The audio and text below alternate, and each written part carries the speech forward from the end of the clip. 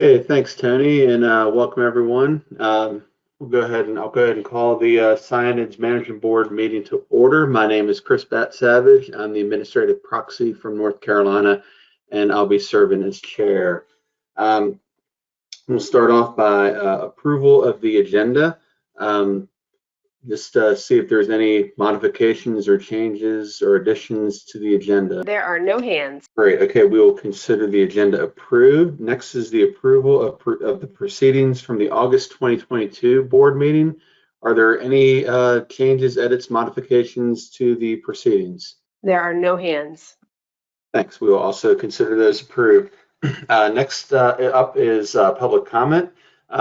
This is an opportunity for members of the public to provide any comments on items that are not on today's agenda. So see if there's any members of the public in person or online that would like to comment. You just have Jim Fletcher online. All right, James, we're running a little bit behind schedule, so if you can keep your comments to a minute, that'd be great. But the floor is yours. Thanks. As I mentioned earlier today, we need to be looking at the chemicals in the water. Camp Lejeune, North Carolina, the croakers that were down there and the trout that were down there are not in that area any longer. And we need to look at the chemicals in the water, not so much affecting the reproduction of the fish and the eggs of the fish, their ability for them to grow, the protein around the outside of the egg. It's no good to manage the fish and not manage the reproduction. Thank you. Thanks, James. Appreciate the comments. Any other comments from members of the public? I have no hands. All right, thanks. All right, we will move on to the next item, which is consider the 2023 Black Drum Benchmark Stock Assessment. This is an action item. It's a culmination of a lot of hard work by the Stock Assessment Subcommittee and the Technical Committee over the last, I guess, year or two. So we will start off, I think, with the presentation of the Stock Assessment Report by Chris McDonough. So Chris, whenever you're ready, take it away. Okay, thank you, Chris. And I think we were discussing this before, but I think we're going to hold questions until after both the assessment presentation as well as the peer review presentation, just so folks know. Okay, go ahead, next slide. I want to start off first by, there we go, acknowledging members of both the Stock Assessment Committee and the technical committees without whom none of this stuff could have been done. And it was quite a bit of work, as Chris mentioned. Okay, next slide. A little bit of life history on black drum. They're the largest member of the Scianid family. They're found along the Atlantic coast of the U.S., primarily along the central coast from Florida up to New York, although they can be found all the way down to Argentina as well as up into the Canadian Maritimes on occasion. But they're most common along that mid-Atlantic coast. Next slide. The black drum management zone extends from New Jersey to Florida. Historically, there has been considered 3 distinct populations of black drum in U.S. waters, 1 in the Atlantic and 2 in the Gulf. More recent evidence indicates genetically distinct populations in the Gulf of Mexico and Atlantic coast. Are we? Oh, it's a little closer. Sorry. There. Along the Atlantic coast of the U.S., which supports the management of black drum as a unified stock and along the Atlantic coast. There is a weak but significant genetic divergence among the southern states from the Carolinas through Florida, but a lack of divergence with the mid-Atlantic, and this is likely influenced by the migratory aspects of their life history. And tagging data has also shown movement of large adults from Florida through the Chesapeake, indicating mixing in the Atlantic coast stock. Okay, next slide. Okay, age and growth. Black drum are considered fast growing. They reach 80% of their potential growth within 20% of their lifespan. The growth analysis did not detect any significant difference in growth between sexes and between regions. And this again supports supporting use of a single growth function for the coast for black drum. There was very little difference in the growth parameter estimates with a 2014 stock assessment and the current assessment even using the updated data sets. So the growth was estimated using Von Berry-Lampe growth curve, but because there wasn't a great deal of change in that, it was very similar to the previous assessment. There was some differentiation in the length to weight models. Basically, the black drum in Virginia tended to be heavier compared to comparably length fish in Florida. Okay, next slide. Reproduction and maturity. The estimated length at 50% maturity was 675 millimeters, with full maturity being reached typically by about 850 millimeters. Both males and females reach 50% maturity at age 4 and full maturity by age 7. And given their age range, black drum, they mature relatively early in their lifespan, so they have a great deal of reproductive potential given how long they can potentially live.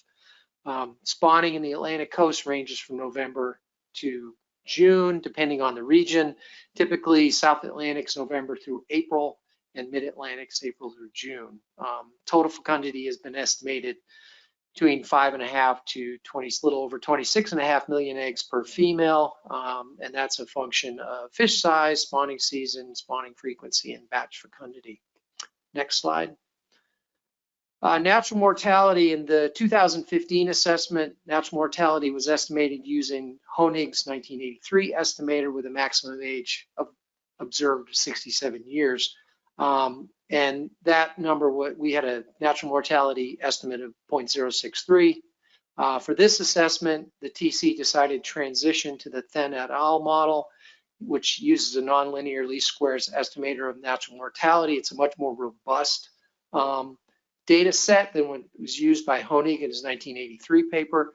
And the Then et al. Estimator resulted in a higher estimate of natural mortality using the same maximum age, because we were still using the same age data of 67 years old, but a natural mortality estimate of 0.104. Next slide. Black drum habitat.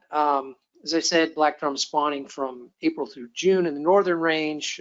Typically, it's been documented in the mouth of the Chesapeake and the seaside inlets of the eastern shore. Evidence from the Florida to the Carolinas suggests spawning occurs in deeper waters inshore or near inlets from November through April, with peaks in February and March. And larval black drums tend to settle in salt marshes and estuaries with a full range of ester and salinities from 22 to 30 parts per thousand. With juveniles and adults, juveniles are found throughout salt marshes in estuaries along the coast, as these areas serve as nurseries. Up for the life stages through subadults. Juveniles tolerate a wide range of salinities and temperatures and have been found often in low to medium salinities over mud bottoms as well as near vertical structure. Adults move between estuaries and nearshore shelf waters, although they do tend to move into deeper channel areas in estuaries as they mature and grow. And then evidence does support an age-specific migration in the mid-Atlantic with a northward and inshore movement in the spring and southward and offshore in the fall. And then they do move offshore or into deeper waters and offshore as they mature sexually. Next slide.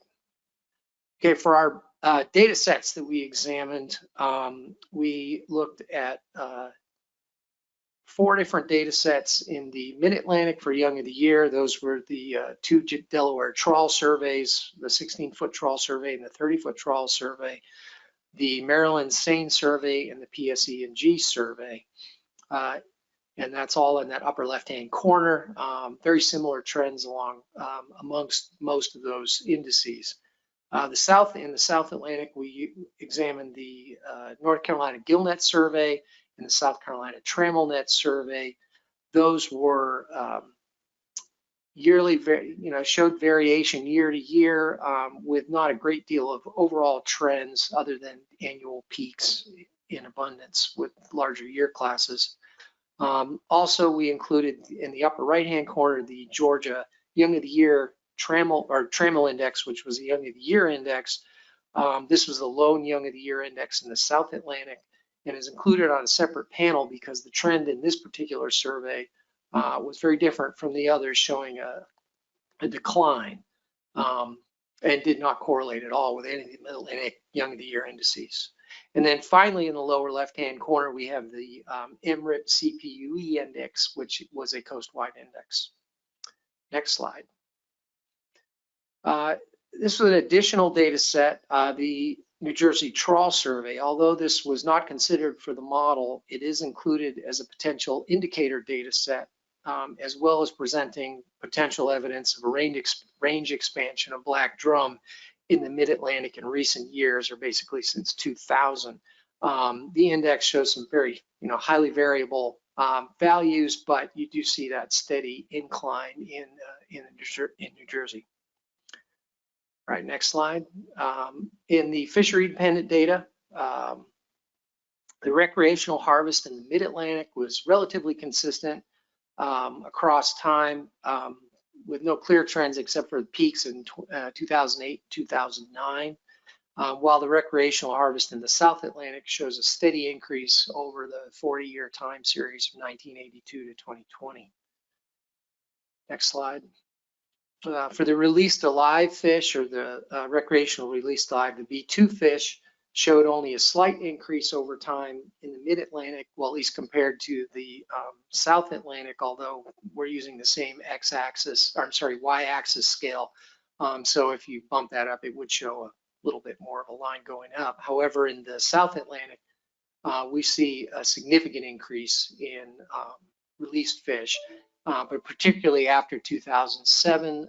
Main reason for this is likely due to increased regulation during the 2000s and the 2010s. And then we assumed a discard mortality rate of 0.08 on these recreationally released fish. Next slide. Commercial fishery, landings were highly variable and typically highly seasonal, depending on the area of the coast. Landings in the mid-Atlantic typically are adult fish age 4 or older, while the South Atlantic fishery is primarily subadults age 3 or less. Next slide. Okay, now I'm going to go into our models and the different model methods and models and what we looked at. Okay, the preferred model, which was the Java Select model, incorporates abundance information, differentiates between exploitable biomass and spawning biomass. Alternatively, we did consider some other models, 2 index models, the iTarget model, which was complicated by one-way trip data sets, uncertainty in the appropriate multiplier, and then the SCAPE model, which was also complicated by the one-way trip data sets and uncertainty in the appropriate reference period used. The DBSRA, or the depletion-based stock recruitment analysis, which was the preferred model in the previous assessment, that one does not incorporate abundance information from an index, and then simple stock synthesis, which was basically a DBRSRA model in stock synthesis, did not also incorporate abundance information from that index. And then stock synthesis, that's a lot of S's, needs further development for use in future assessments. There's just not enough data with black drum to carry out that type of model. The Java Select was the preferred model, mainly due to the fact that it required one less assumption about biomass levels than DBSRA in the simple stock synthesis. Does not require use of earlier uncertain catch data as the DBSRA used, and accounts for changes in fishery selectivity through time and impacts to productivity. The Java Select model was developed as an extension to the just another Bayesian biomass assessment, which is Java stands for, which is a surplus production model that models modeling framework as a means of incorporating life history data, fishery selectivity information, and an age-structured population type model. The Java is a state-space Bayesian modeling framework that is well suited to handle both observation and process error in the dynamics of the modeled stock through state-space formulations, while incorporating existing information and uncertainty about the model parameters through the use of Bayesian prior distributions. Next slide. As far as the index methods went, as I said, for the I-target, there were concerns with setting the index multiplier. Typically, the index multiplier is at or near that 1.0 justified for a stock near carrying capacity, and a higher index multiplier is justified for a more depleted stock. The depletion on black drum stock was believed to range between 0.4 and 1, and higher multipliers setting that target catch levels at lower levels than landings were at within the last decade. For the skate method, catch advice using the full time series was actually lower than the landings for the last 14 years. And this conflicts with the not overfishing determination using comparisons of the previous and current index CVs. Catch advice using only the time period from 2000 to 2012 did yield advice more closely aligned with the catch history. However, there was no real good explanation for the change in the exploitation rate after 1999, and exclusion of years before 2000 could be considered arbitrary. Next slide. So both methods were ultimately rejected due to uncertainties related to the lack of the fisheries independent index of relative abundance, specification of the actual depletion status of the stock, defining the appropriate index multiplier for I-target, and then conflicting stock signals or stock status between the index and the catch history for the skate method. Next slide, please. For the DBSRA model, which was used in the previous assessment, and the simple stock synthesis model, both assume the black drum population started at an unexploited state in 1900, and abundance was at 70% on average of the unexploited state at or near the end of the time series. When combined with the increased removals, especially in the last 20 years, no information on abundance changes, this assumption and the structure of these two model results in a declining trend in abundance, or resulted in a declining trend in abundance over time. For both models, the lowest abundance occurred in 2020, which was the final year of the current assessment, and neither of those models incorporated abundance from the information from an index. So the DBSRA model produced a declining trend in abundance similar to the stock synthesis model, and would also have an opposite trend in abundance compared to that implied in the MRIP CPU-UE index. One of the primary differences between DBSRA and the stock synthesis models compared to the Java Select was the inclusion of that MRIP CPU-E index. And when trying to include the MRIP CPU-E in the simple stock synthesis model, the fit to the MRIP index was poor, and there were opposing trends in abundance implied by the depletion assumed compared to the MRIP CPU-E index. Okay, next slide.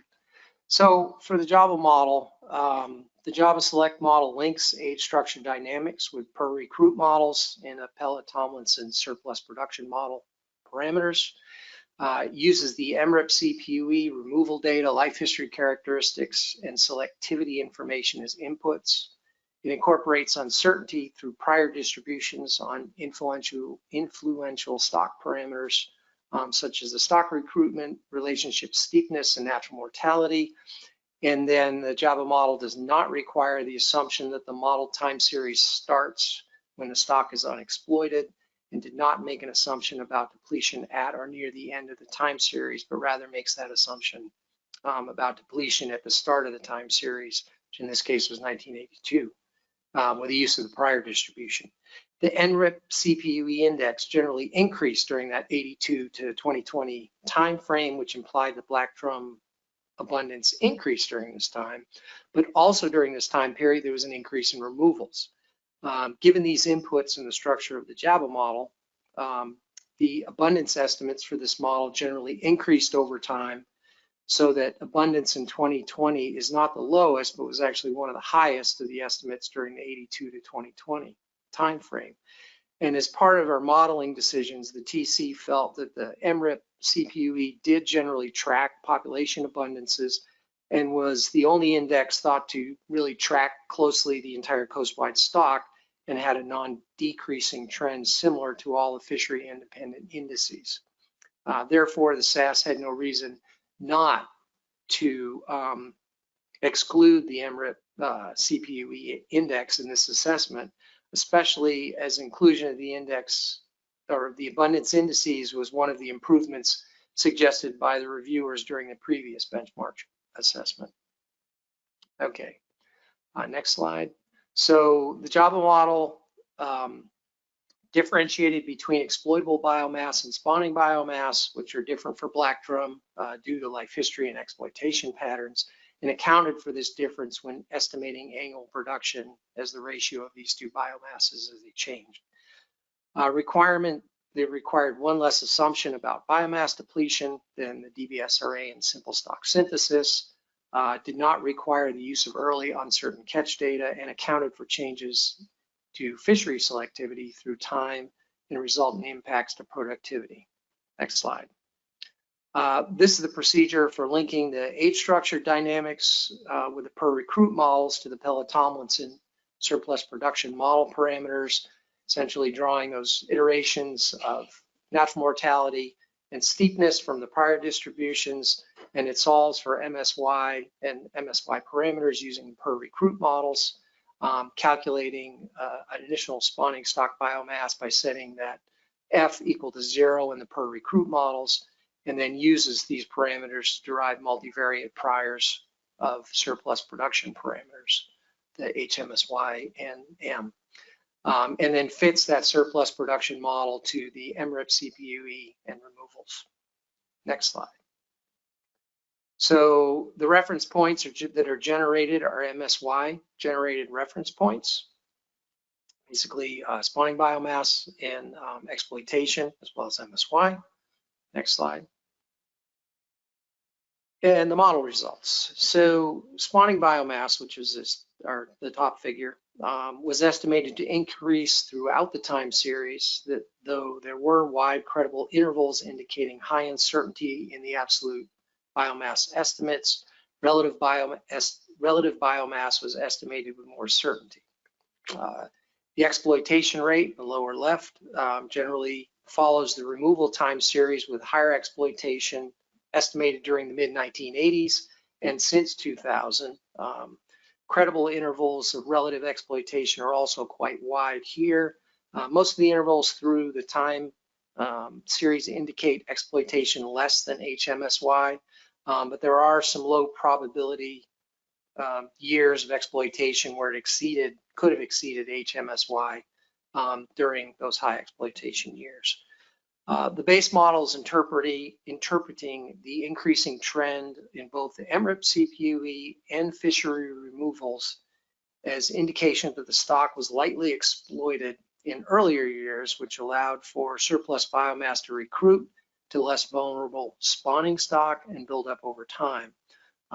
Some positive anomalies in the biomass during the late 2000s and early 2010s were likely due to some strong year classes that were not fully exploited at the threshold level and appear to have offset the increased removals and a more drastic increase in exploitation to allow for the trend to continue increasing, although that was at a reduced rate that starts to flatten out from the increased exploitation since about 2000. Next slide. Got my notes here. Okay, there were 9 sensitivity runs that were made using low natural mortality, high steepness in the likelihood estimates, high and low, changes in MRIP selectivity, increasing the selectivity for the South Atlantic adults, as well as shifting the descending selectivity slightly to the right by about 100 millimeters, and then in the mid-Atlantic, early selectivity also shifting to the right. The uniform depletion priors were tested at a range from 0 to 1, and then the MRIP catchability coefficient change that occurred in 2016. Next slide. So these models changed slightly, and the top is the original, and then the base is the final one. But there were some noticeable results. There were tighter distribution of estimates in the updated analysis, and all alternative configurations now estimate the exploitation time series remain below 1. The two configurations with the greatest relative exploitation in the updated analysis were the lower mortality rate and then the change in the MRIP catchability coefficient. Uniform depletion changed so much because the model indicates a less depleted stock than in the original analysis, and therefore lower removals relative to the stock biomass and lower exploitation. Next slide. The retrospective analysis was conducted with a 5-year appeal from the assessment terminal year. Mons Rowe values were calculated according to the methodology of Hurtado-Ferro. The estimates of the Mons values range from -0.02 for relative biomass estimates to 0.74 for relative exploitation estimates as the years were peeled from the time series. The magnitude of the Mons Rowe values indicate no significant retrospective bias according to the rule of thumb proposed by Hurtado-Ferro for long-lived species, which range from -0.15 to 0.2. Next slide. So in conclusion, the Java model had shown higher exploitation rates since 2000, increasing biomass followed by a stabilizing trend towards the end of the time series, high uncertainty in the absolute estimates, but much lower uncertainty in the relative estimates, with the majority of credible intervals concentrated in the final stock status region. Okay, for stock status, next slide. We got that one. That one more. The results indicated greater certainty that the stock has not been depleted to an overfish status in the terminal year of the assessment, while there is less certainty about the exploitation status. The overfishing definition with spawning biomass in the terminal year, the ratio of spawning biomass in the terminal year to the spawning biomass in MSY has to be less than 1. The model estimated that at 2.99, so the stock was not overfished.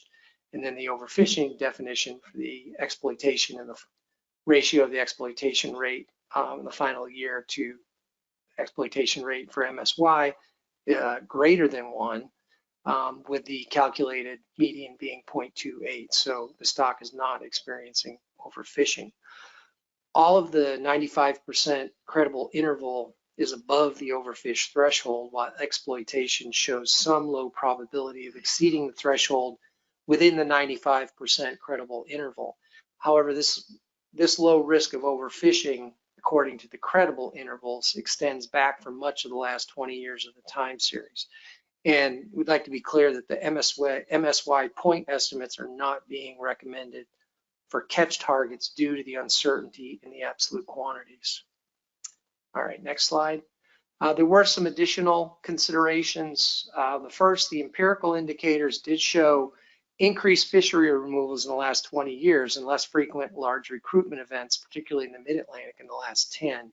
And there were no clear indications of a declining trend in recruitment or exploitable abundance from abundance indicators, with the exception of the Georgia Trammel Index. There is a declining trend in the final 2 years of the recreational discard time series that may be reflective of abundance in addition to other factors. And there is some indication of the northern range expansion, as was shown with the New Jersey trawl survey.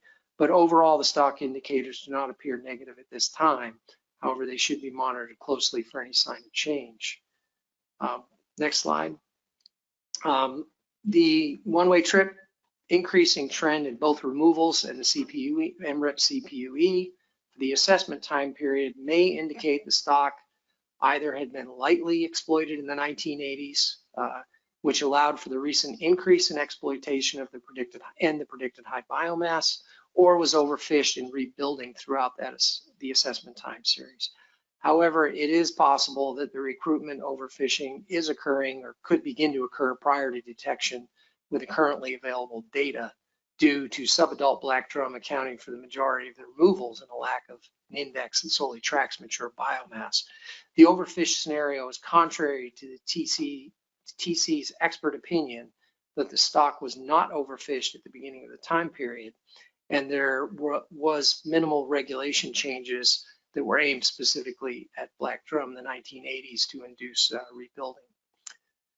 And then with over 30 cohorts contributing to spawning stock biomass, recruitment overfishing may not be evident within the current data streams for an extended number of years, leading to an overfish state being reached prior to removals and the NRIP CPUE index indicating a sustained downward trend. The TC concurs with the model-derived stock status, but acknowledges the lack of contrast in both the removals and the NRIP CPUE coupled with a model uncertainty.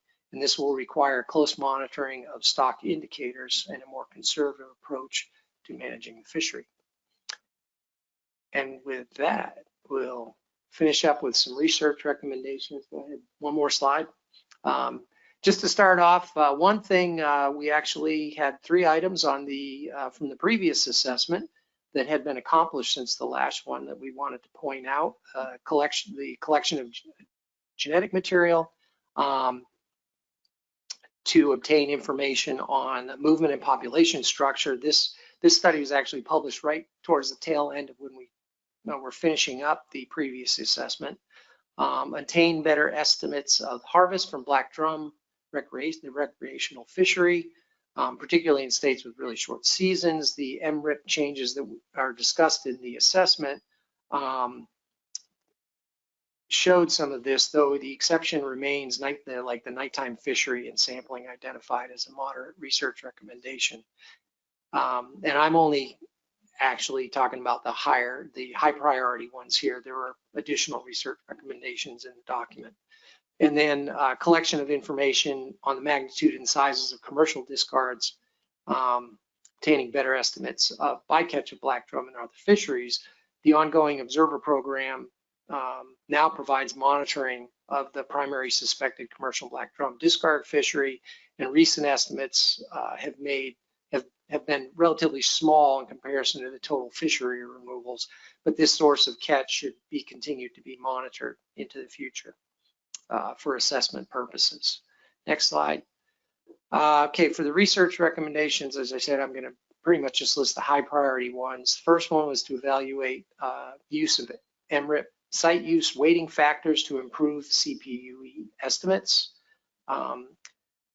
Utilization of skate and iTarget models with their current data inputs should be evaluated as annual indicators to show current relationships between the stocks and stock removals, which is the iTarget, and the ongoing trend of relative F, which is the skate model. A process should be developed for appropriately combining the MRIP supplemental recreational sampling program data for characterizing the size and or age structure of the recreational harvest. The process needs to consider spatial information, as there are likely spatial effects within the state supplemental sampling programs, such as the VMRC freezer fish program, which occurs primarily in the Eastern Shore. Next slide. Continue all current fishery independent surveys recommended as stock indicators for black drum, and continue to collect biological samples of black drum in these surveys. Develop a fishery independent adult survey to target black drum, particularly for collecting age samples in states where the maximum size regulations preclude collection of those older fish. Conduct high reward tagging programs to obtain return rate estimates. Continue and expand current tagging programs to obtain additional mortality, catch and release mortality, and growth information and movement on size and age data. Increase biological sampling in the commercial fisheries, particularly the gillnet fishery in Virginia, to better characterize size and age composition of the commercial landings, and increase biological sampling in the recreational fisheries, particularly harvest in the Mid-Atlantic region, and releases coast-wide to better characterize the size and age composition of that recreational catch. And with that, I've finished my portion, and I will hand it off to Marcel, and then we will have questions afterwards. Thank you, Chris. And I'd like to thank the board for the opportunity to present the Black Drum stock assessment review today. Next slide. Oh, let me. Yeah, you got it. Oh, yeah. Sorry, I was a little too quick here. There we go. Thank you. Next slide, please. Chris provided an excellent overview of the assessment, and the review workshop was conducted in January. The review panel focused on all aspects of the assessment, including the data, the models, uncertainty, and the resulting stock status. In my presentation, I will highlight the review panel's conclusions and recommendations, and I will primarily focus on our main discussion points. And I'd like to mention that further details can be found in our review report. Next slide, please. But before I delve into the technical details, I should mention that the review panel consists of Ms. Maya Sosa Kapoor, Dr. Gary Nelson, and myself. We brought to the table a combination of expertise that included black drum ecology, population dynamics, fisheries data, and various other aspects of stock assessment modeling. Ms. Kapoor and I were present at the review workshop, and I'd like to specially acknowledge Maya for her contributions. In particular, her detailed expertise on the Java Select model was invaluable during the review. Unfortunately, Dr. Nelson was unable to attend the workshop, but he provided detailed assessment feedback and made significant contributions to the review report. I also would like to extend a special thanks to the assessment team and the Commission staff.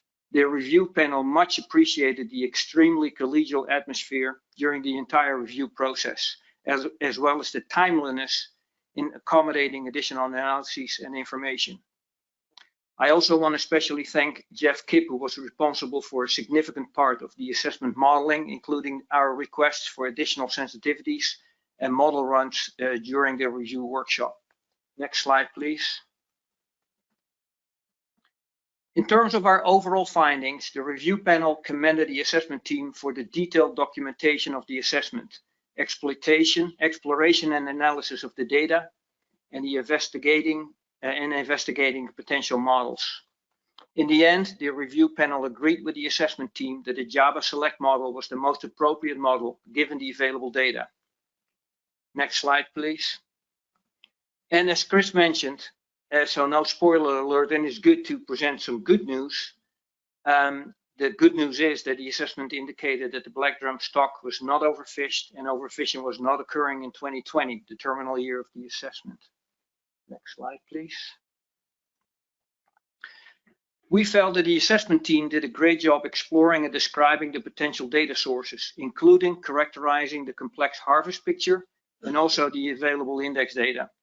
The review panel concluded that, in general, the use and analysis of the data was appropriate. However, it's worth mentioning that black drum is still considered a relatively data-poor species. In terms of our specific data highlights that were important for our review, as Chris indicated, the harvest is largely from bycatch and mostly recreational, concentrated off the South Atlantic coast, while the commercial harvest is dominated by landings in Virginia, North Carolina, and Florida. There's very little information on discards available, including discards mortality, but what was available was used appropriately in the modeling efforts.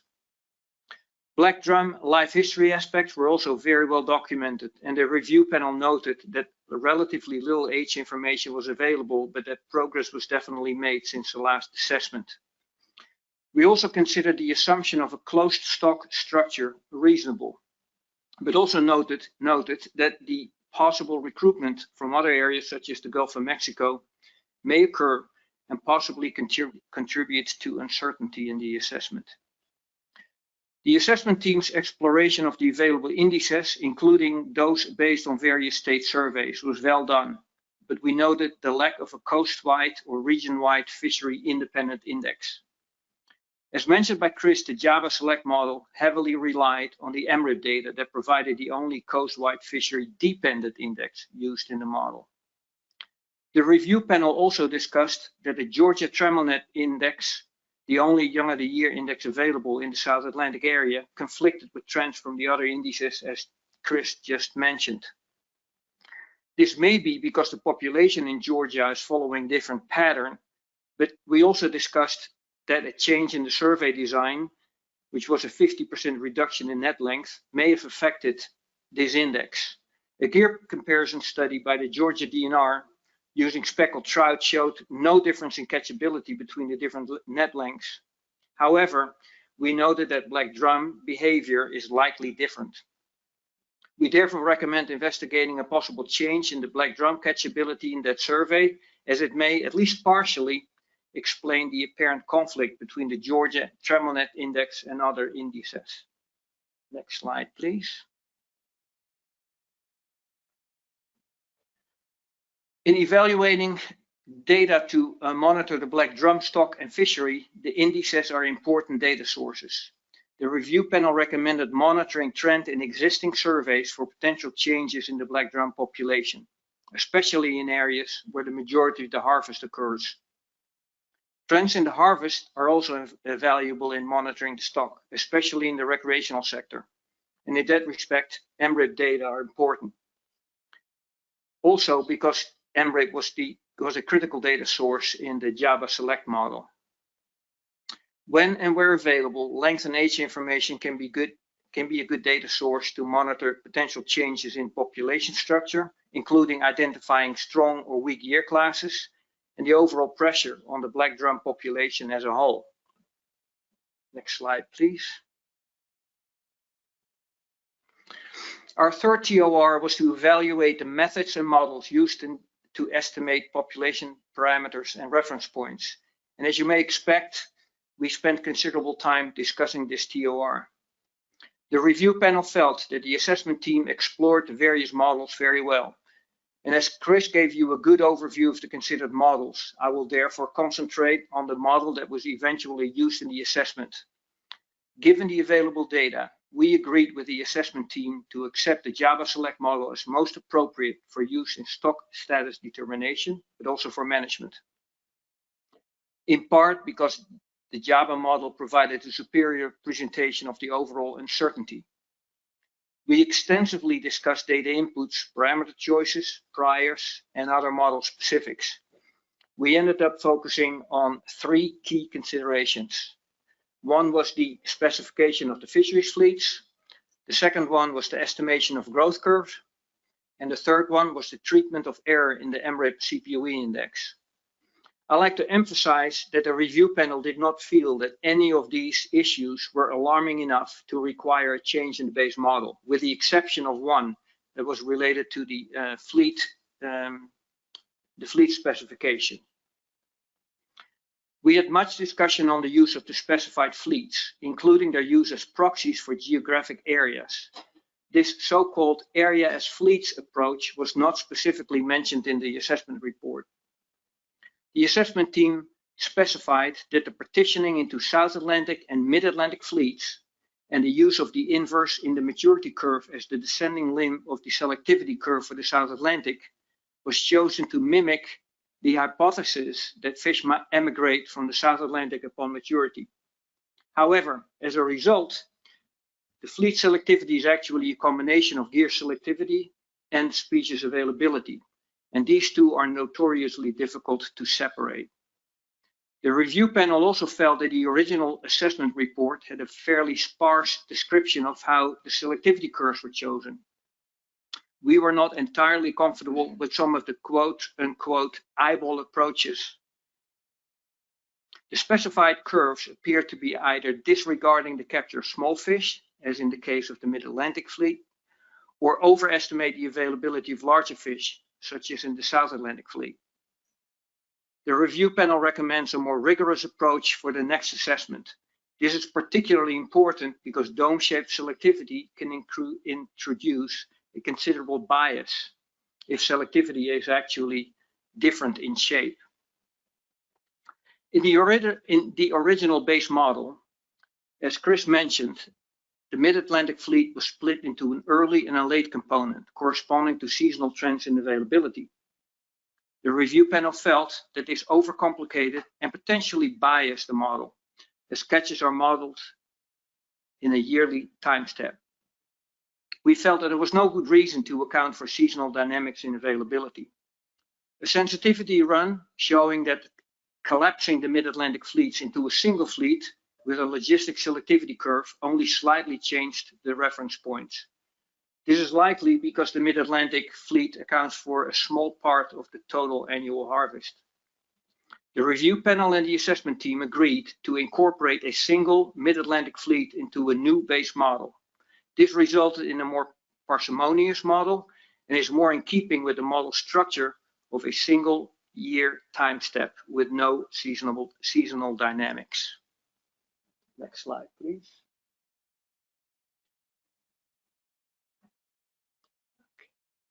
We also had extensive conversations about the growth functions, which were fit by sex to data from the entire region, but with outliers removed. The removal of outliers before growth parameter estimation might mask differences across the region and may also underestimate the overall uncertainty of fish growth in the population.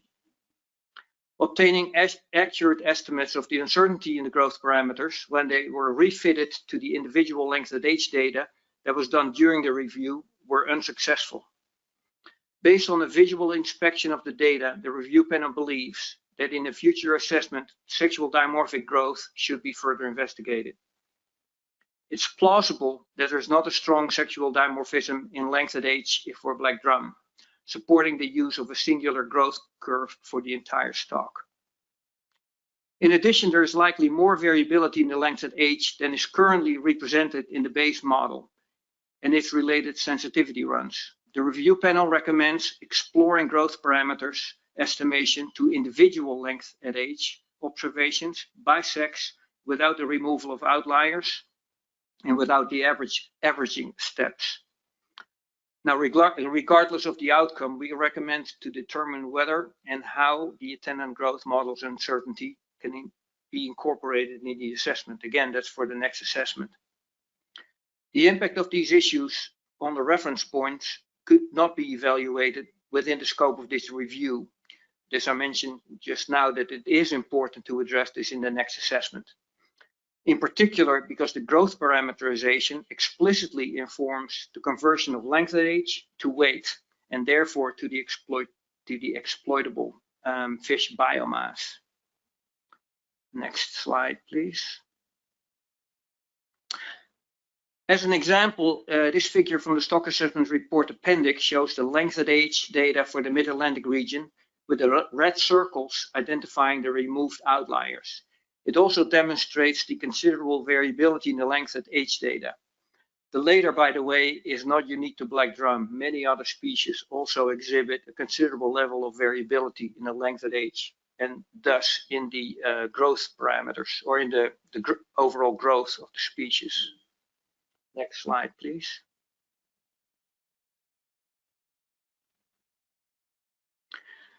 The third critical discussion point was related to the observation uncertainty in the MRIP CPUE index, here shown in the graph on the lower part of the slide. The MRIP index was the only index used in the JABA select model, and we discussed at length how the error in this index was handled. Our review report provides further details, but the review panel concluded that the method used in the assessment to specify an input standard error for the MRIP CPUE may have inflated error in the index. We felt that perhaps alternative methods could have resulted in an improved fit to the index and better informed process error estimates.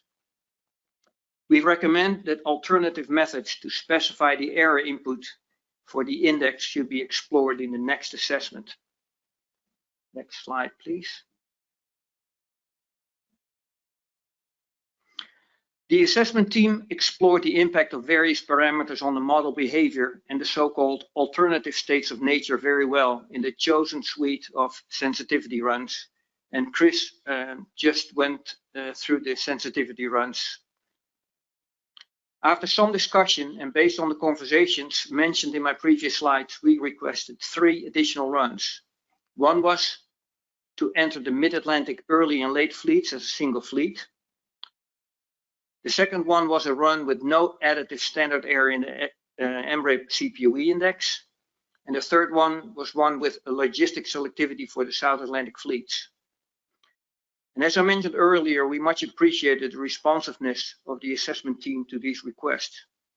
The overall conclusion was that the results of the sensitivity runs generally did not significantly change the qualitative status of the stock. In addition, and again, as Chris mentioned, the retrospective analysis did not show a significant pattern that raised concerns with the review panel.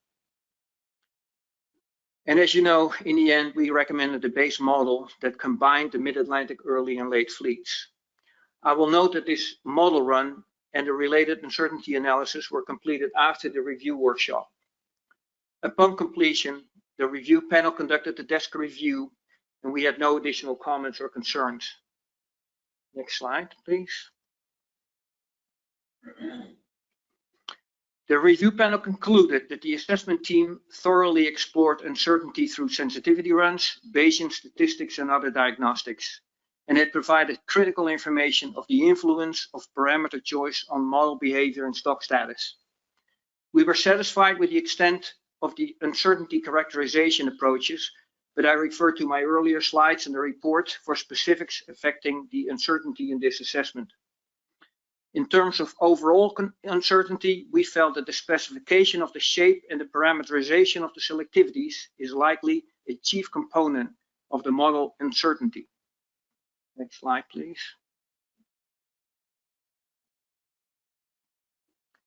The review panel concluded that, given the available data, the Java Select model provides the best, most robust estimate for relative stock biomass and fishing mortality estimates, and is appropriate for use in management.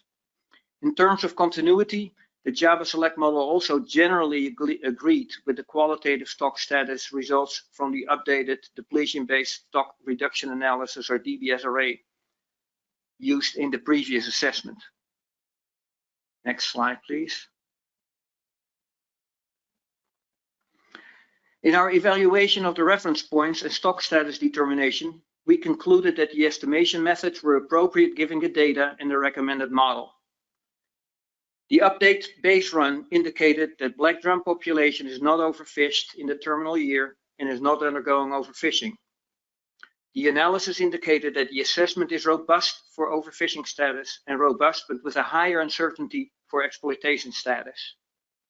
As a reminder, the figure on the lower right-hand side shows the phase plot from the assessment report, indicating in the red circle the 2020 stock status, in the green not overfished and not overfishing box.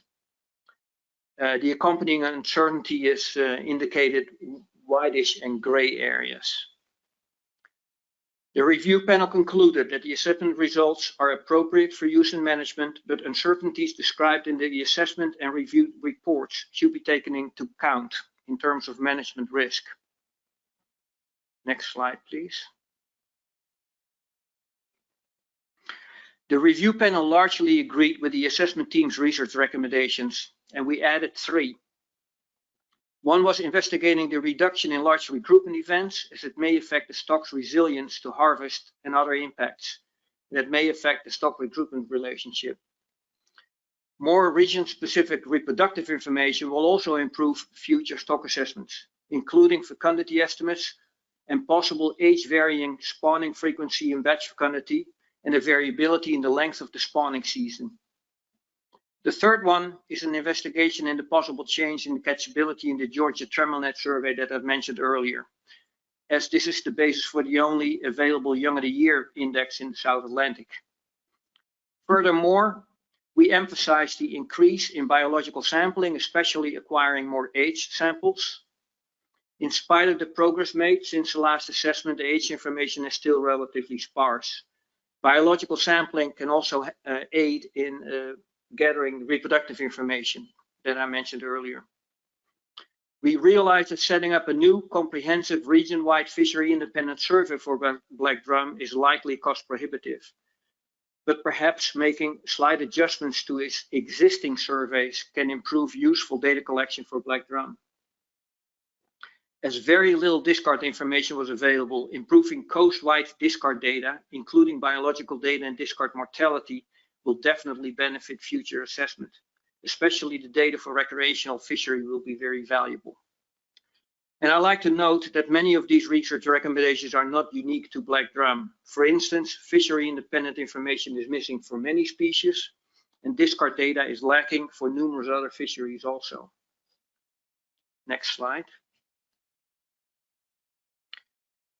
As far as the next assessment is concerned, based on the stock status, the uncertainty in the assessment, and the life history aspects of black drum, such as the relatively high maximum age of 67 years, we recommended conducting the next assessment in about 5 years. But we also recommend monitoring the stock using the indicators that I mentioned before.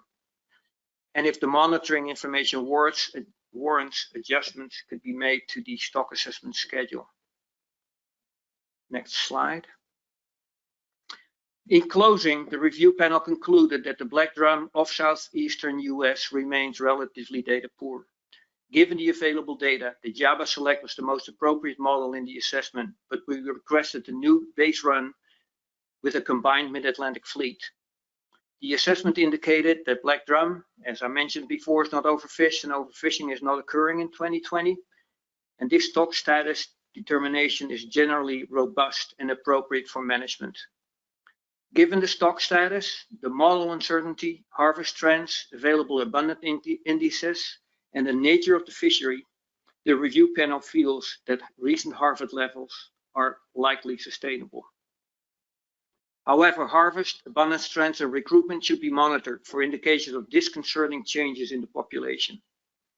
And finally, we recommend a new stock assessment in 5 years.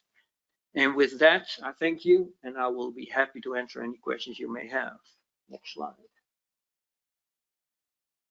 Yeah, thank you, Chris and Marcel, for the stock assessment report and peer review report. Very, very thorough information. And again, as I mentioned earlier, a lot of work, great work was put into the assessment. So with that, I'll look for questions from the board on either the assessment or peer review report.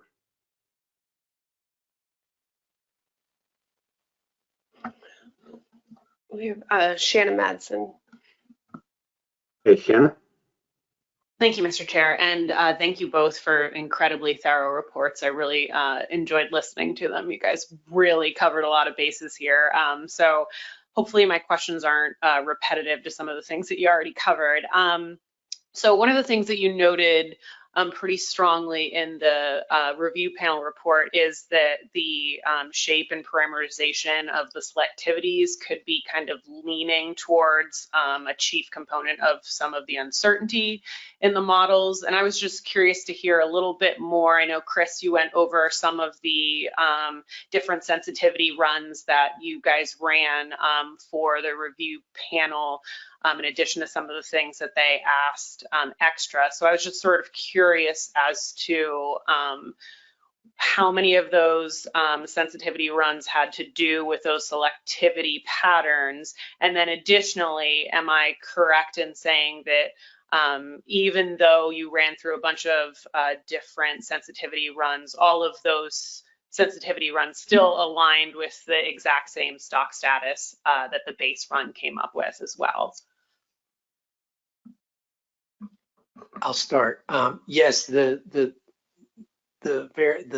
various runs didn't really change the results very significantly. So that really didn't, even though we changed the selectivity, it didn't change it that much. And then Jeff, I don't know, do you want to add anything specific on the changes that were made for the retro? So I can just note, I don't recall off the top of my head, I think there were maybe 4 or 5 of our original sensitivity runs or configurations that were identified on sort of the major uncertainties with selectivity in assessment, and we put those towards the peer review. And then the peer review had further concerns, and they requested, I think, 3 additional sensitivities focused on selectivity and selectivity parameterization. So those were added during the peer review workshop. And ultimately, no, the results of those sensitivities were fairly insensitive to some of those assumptions about selectivity. Yeah, and to add to that, they showed some differences, but the qualitative stock assessment results did not change.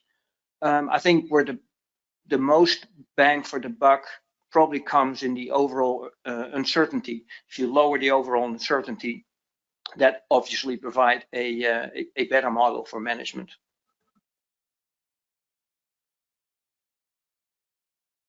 Okay, any other questions?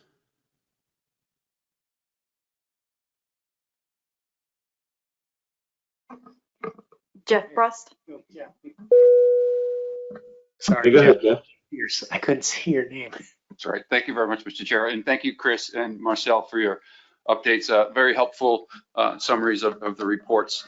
I have a question that I think you touched on during your presentations, but I just hoping you can sum it all up and tie it up with a bow for me. We have information that shows that harvest was increasing over time, and at the same time, the biomass was increasing as well. And so as they were increasing in concert, harvest rates were relatively flat. So can you explain what is going on that is with harvest rates staying the same? How are we getting an increase in biomass to the point that biomass is almost 3 times the BMSY?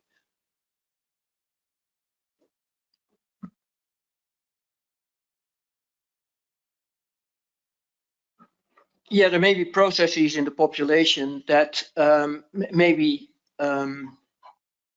that don't respond to harvest directly. The traditional idea is if you harvest, you lower the biomass. If the productivity in the population is high enough, there may be potentially disconnect between harvest and the population biomass. It's particular in species that grow fast, have a long lifespan. There are opportunities for the population to respond to harvest and actually increase in biomass. Not respond to harvest, but increase biomass because there may be somewhat of a disconnect, especially if the harvest is relatively light. In addition, I would say that most patterns in the stock assessment were relatively level. So there hasn't been a lot of contrast in, for instance, the indices or some of the other indicators. I'm not sure if, Jeff, you want to have further comments to that. I would just add that the nature of exploitation, we believe that there is some reduced vulnerability on adults. And since there's so many age classes that contribute to that adult component of the population, there are some processes that think that, if there's particularly lower exploitation on those first couple of year classes, that they can recruit to this spawning stock biomass and that could build up over time. And things like, some larger year classes at times similarly exploited to low levels, since they do exit that more vulnerable component of the population early on in their life stage, that some of that biomass can recruit to that less vulnerable adult SSB and build up over time, even with higher harvest on the subadults. Yeah, I actually add one more thing on that. Typically when you do get big year classes, they do not track well beyond a couple of years in terms of seeing them in the age distribution. That age distribution stays pretty consistent over time, has remained pretty consistent over time. And those really big year classes, and they definitely occur, will fade out after a couple of years, and that's likely making an impact as well with the increasing biomass, but none of the surveys catch it. Yeah, that reminds me, if I may, that was one of the reasons the assessment team, the review panel, felt that looking into the lack of those larger recruitment pulses that were seen in the earlier time series were not seen in recent years.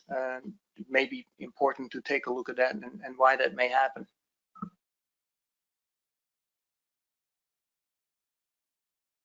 Yeah, thanks. Jeff, do you have a follow-up, or did that answer your question? No, that was a very good answer. Thank you very much. Okay, great, thanks. Any other questions? I don't see any hands online or in the room. Okay, thanks. Hold on, sorry. Roy Miller has a question. Oh, okay, great. Roy, go ahead. Thank you, Chris. Just curious as to whether exploitation of the larger individuals in this population is suppressed by abundance of parasitic worms in the flesh. Is that a factor that was considered at all, even though it's well known among recreational anglers, and in fact, a lot of large drum are turned loose as a result rather than being fully exploited? Thank you. Thanks for that question, Roy. Actually, that was something we had discussed in actually the previous assessment as well as this one. But that was mostly a qualitative data. The areas, I know the South Atlantic, it's very strong that, you know, the feeling that the parasitization in those larger fish is pretty common. But as I recall, and I can't remember, I think it was off maybe on Delaware, but there were some fisheries where the black drum, the larger adults were actually utilized for eating. They just wouldn't use certain parts of the fish. But that was something that we definitely discussed, but there's really no really good information that we can incorporate in the assessment, unless, Jeff, you got anything to add? Or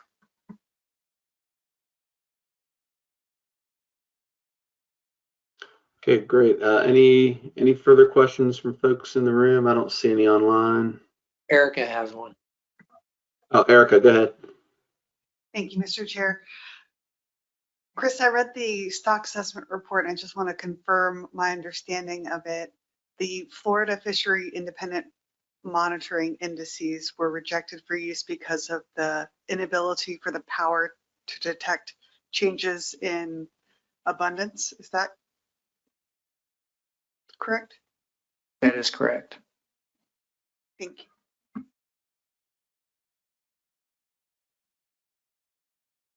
Any further questions from board members?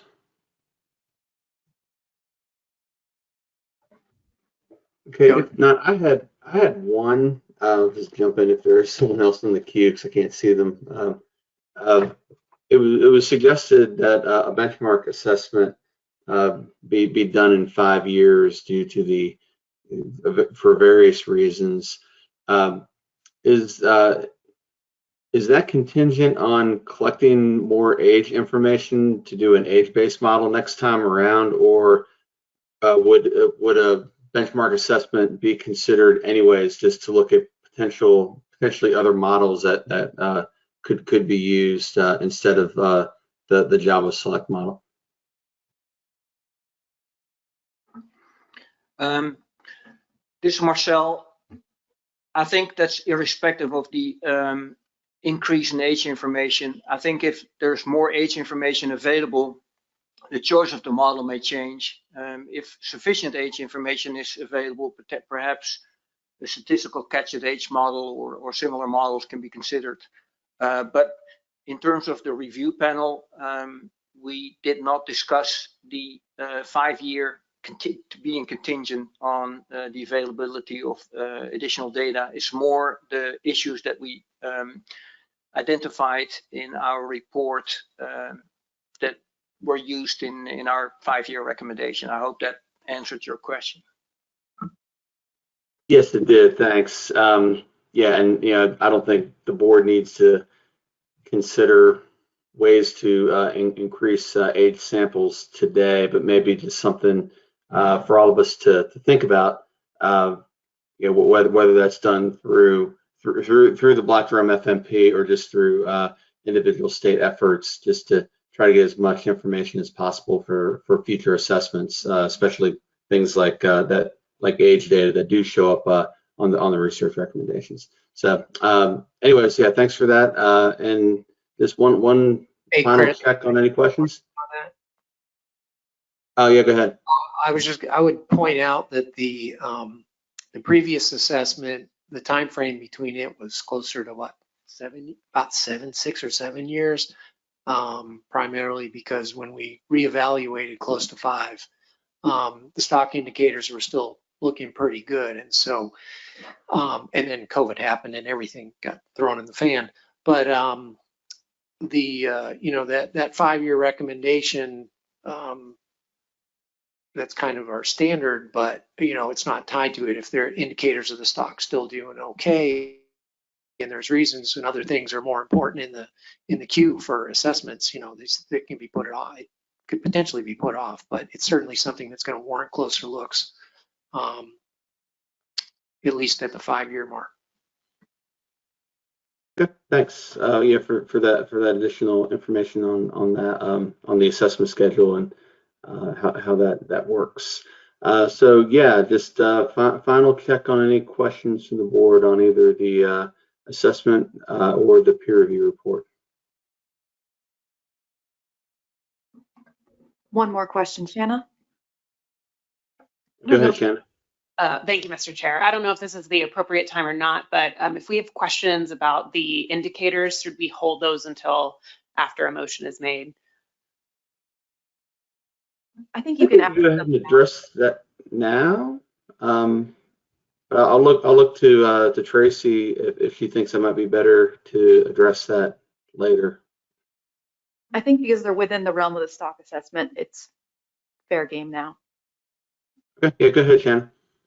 Okay, great, thanks. So my questions were, so there's quite a number of indicators laid out for us. Is the intent of the indicators to continue, like Chris was sort of saying, we'll continue to look at the indicators and determine whether or not we need a benchmark sooner rather than later, or maybe we can, you know, save it for later if everything's still looking good on the indicators. And then secondarily to that, when it said like yearly we were going to look at those indicators, is that a heavy lift for the TC or the SAS to deal with? And do you intend on kind of reporting out to the board yearly on that? Or is it just you'll report out to the board if things aren't looking so great and we kind of need to know? I think if I remember correctly, our discussions about that were that could potentially look at that yearly, because Black Drum, prior to coming from the previous assessment, really didn't have an annual. I mean, we did the plan review and the compliance reports and stuff like that, but there was no year-to-year indicator or stock status indicator like we have for things like Croker and Spot with the traffic light and some other things. And so it was thought that some of these models, like the iTarget and the SCAPE models, could be something that potentially reviewed annually. They're all indices that are included in most of the reports every year. However, it was my understanding that, you know, once we basically got through the assessment, the next step for the TC would be to act, and Jeff, correct me, and Tracy, correct me if I'm wrong, but was that then we would go back and look at, okay, how would we use these specific indicators, and whether or not, it may be yearly, could be every other year. But that's something that I think we needed, we actually, that would be the next step, need further development.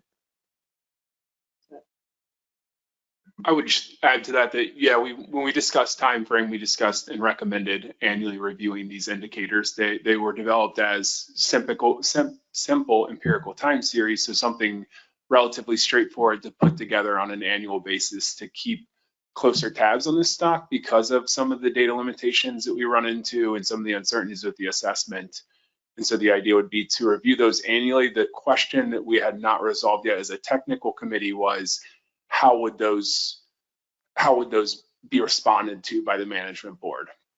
And so ultimately suggested, a formal review of those and keeping tabs on those as to whether it may suggest an expedited stock assessment, but things like using them like Spot and Croker and any type of like management framework, that would be something that would be pushed off from this discussion if that was something that was desired on the board by the management board.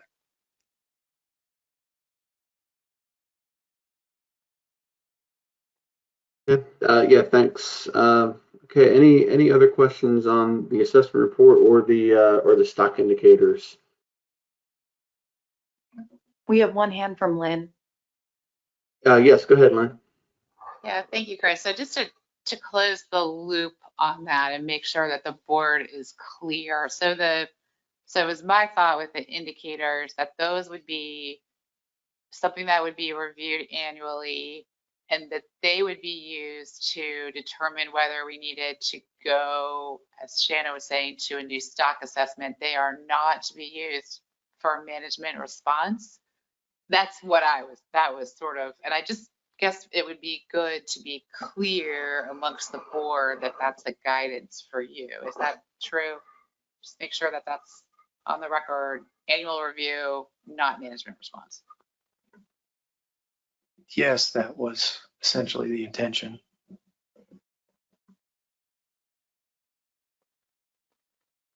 Yeah, thanks for that clarification. That's definitely an important one for all of us to understand at this point.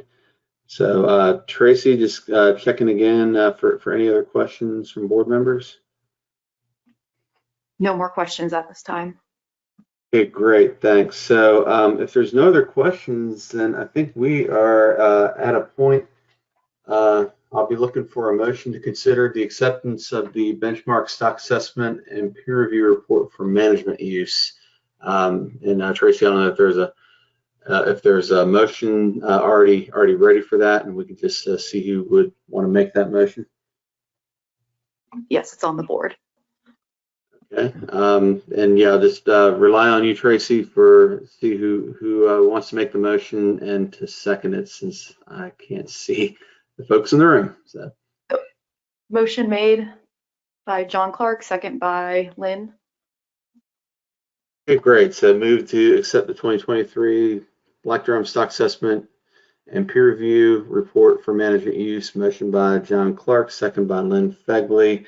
Any discussion on the motion? No hands. Okay, no hands. I guess before I asked if there's any objection, Tracy, I guess, are we going to need to do a separate motion to consider adopting the stock indicators?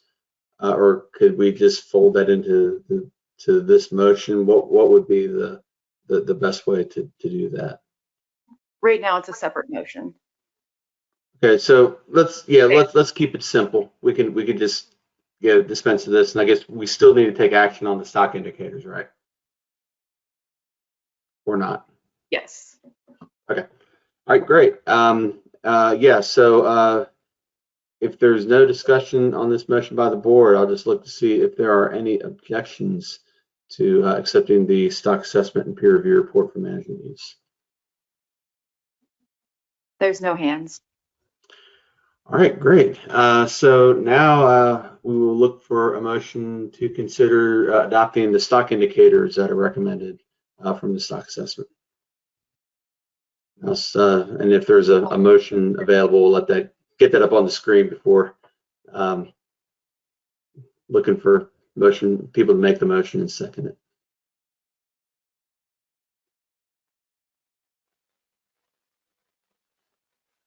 Jeff Brust. Okay, motion by Jeff Brust, seconded by. Do we need to read it into the? Chris, we need to read it into have Jeff read it. Yes. Yeah, Jeff. Yeah, if you could, that'd be great. Thanks. Sure. I move to have the TC annually present the indicators as described in the Black Drum 2023 Stock Assessment and Peer Review Report. Shanna Madsen. Seconded by Shanna. Great. Any discussion on the motion? Erica. Is there an interest among the board to modify this motion to clarify that the indicators, to be very clear that the indicators would be to inform whether a stock assessment is necessary and not management action?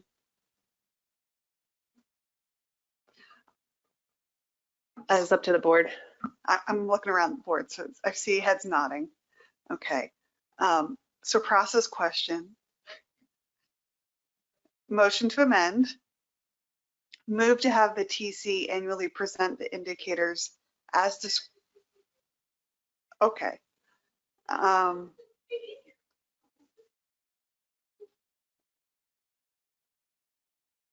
to inform, so add at the end of the sentence, to inform the need for a new stock assessment.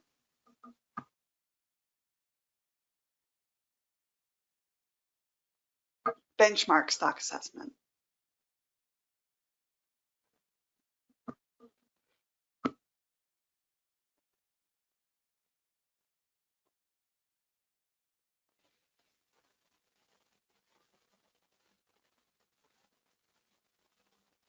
So the motion to amend was made by Erica and read into the record. Do we have a second? Mel Bell. It's seconded by Mel. Any discussion on the motion on the motion to amend? Lynn Fagley. Go ahead, Lynn. Yeah, thanks. Because I sort of blurted out benchmark, and I want to make sure that that was the intent of what we were being told, that it would be a benchmark and not an update if the indicators, because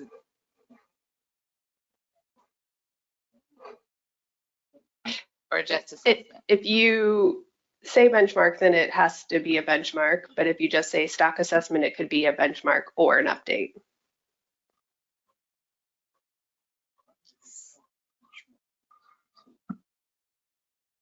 So, yeah, process question. I think that's probably incorrect. It should just say stock assessment. I'll go to the maker and the seconder. Well, technically, it doesn't belong to the motion or maker or the seconder anymore. In interest of time, we will allow it at this Okay. moment. Can you please Thanks for that. benchmark?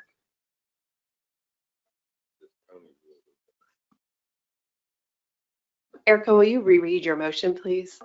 Motion to amend by adding to inform the need for a new stock assessment.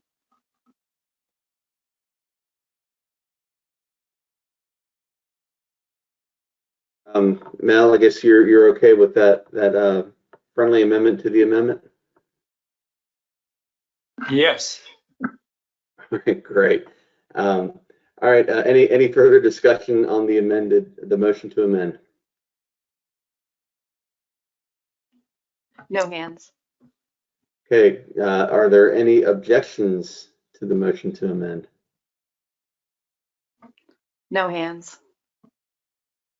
Okay. Excellent. So I guess then now that'll become added to the other motion to become the main motion. I don't have the lingo quite right.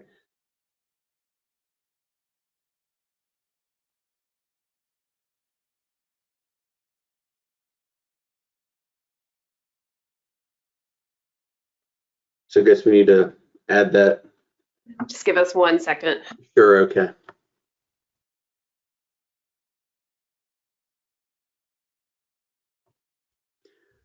Okay, so now the motion. Hold on. Okay, got it. Okay, so I'll just go ahead and read it into the record. What we have up on the screen is the way we almost want it. Okay, move to have the TC annually present the indicators as described in the Black Drum 2023 stock assessment and peer review report to inform the need for a new stock assessment. So I guess that's property of the board. Is there any further discussion, or actually in the interest of time, is there any objections to the motion? No hands. Okay, the motion passes by unanimous consent. All right, thanks. I appreciate everyone working on this. And again, my thanks again to the TC and the Stock Assessment Subcommittee, as well as the peer review panel for all the work they've done on getting this to this point on having an approved benchmark stock assessment for Black Drum. So that's good news. All right, next item on the agenda is to consider not conducting the 2023 spot and Atlantic croaker traffic light analyses. And I'll turn to Tracy for more information on that for the board. So Tracy, whenever you're ready. Sure. Thank you, Mr. Chair. I'll be making this quick and just be a verbal update. So a little background on this, similar to what you heard for Atlantic Menhaden, due to a packed stock assessment schedule for the next couple of years. Several proposals were put forward by science staff to reduce workload and TC SAS activities, one of which was skipping the 2023 traffic light analysis for spot and Atlantic croaker that usually occurs in July, August, to focus on the benchmark assessments for both those species that are ongoing right now. This will give staff, the TC and the SAS, more time to focus on that assessment for those two species. And in addition, it's still uncertain if the calibrated chest map data will be available this year. If it is available, it won't be available until late summer, early fall, potentially. And without the chest map data, the TLAs will not be very informative, similar to what we were looking at last year. The Assessment Science Committee looked at this and they had no objection to not completing the spot and croaker TLA this year. As a reminder, the management measures that were put into place in 2021 for spot and croaker from when the TLAs were tripped in 2020 were both due to be reevaluated this year for both species. And if the board is in consensus with going this route, the TLAs will not be conducted this year and the spot and croaker management measures will remain status quo until the TLAs can be reevaluated in 2024 with the benchmark assessment. So I can hand this back over to Chris for any discussion on this item. Yeah, thanks, Tracy. So any questions or concerns from the board on this plan for not conducting the traffic light analyses for spot and croaker this year? No hands raised. Okay, great. So with that, then I guess there are no objections to moving forward with not conducting these and allowing the TC and other folks working on spot and croaker more time to work on the upcoming benchmark stock assessments. So we can just wait until 2024 and really just be waiting for the stock assessments for both of these species. So if there's nothing else on this item, then can just do a quick check to see if there's any other business that needs to come before the Scienids board before we adjourn. No hands in the room. All right, great. So thanks everyone for sticking it out a little later this evening than we originally planned, but I'm glad we were able to accomplish the work that we did this evening. So I will look for a motion to adjourn. Motion by Mel Bell. Okay, and we have a second? Second by Spud. Okay, by Spud, great, thanks. We are adjourned. Thanks, everyone.